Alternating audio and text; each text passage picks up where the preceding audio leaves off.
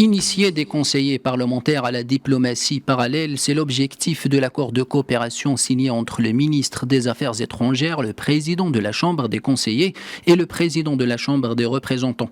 L'accord, qui prend comme référence l'Académie des études diplomatiques, constitue une première dans l'histoire de partenariat reliant le ministère et le Parlement.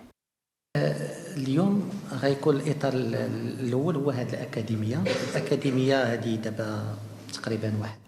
L'Académie des études diplomatiques œuvre depuis une dizaine d'années au renforcement de l'action diplomatique nationale. Il faut souligner que cet établissement a formé un total de 600 diplomates et 200 diplomates étrangers.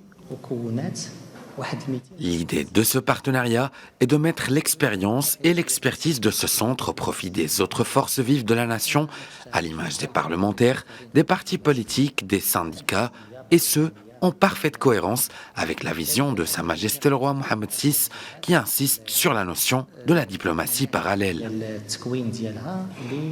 Concrètement, l'Académie marocaine des études diplomatiques s'engage à assurer un cycle d'initiation et de formation au profit des élus et des cadres des deux chambres parlementaires. Le programme de cette formation comprend l'organisation conjointe de conférences, de journées académiques, de séminaires, de tables rondes relatifs à la politique étrangère du Maroc, aux relations internationales et aux pratiques diplomatiques.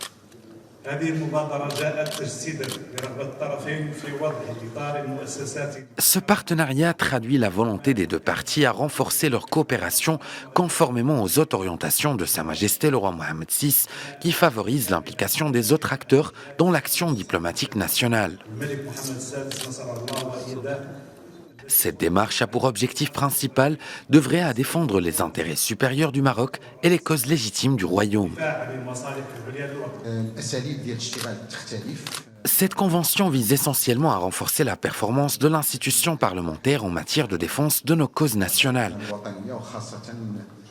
Particulièrement tout ce qui touche à la question de l'intégrité territoriale du royaume d'une part et de l'autre part, maîtriser des dossiers et les défis pressants qui se posent sur la scène internationale. La diplomatie parlementaire a fait des progrès notables en adhérant à plusieurs organisations régionales et internationales, sans oublier la dimension bilatérale et les groupes d'amitié. Ces derniers ont pu faire avancer les positions du royaume sur des questions nationales et internationales.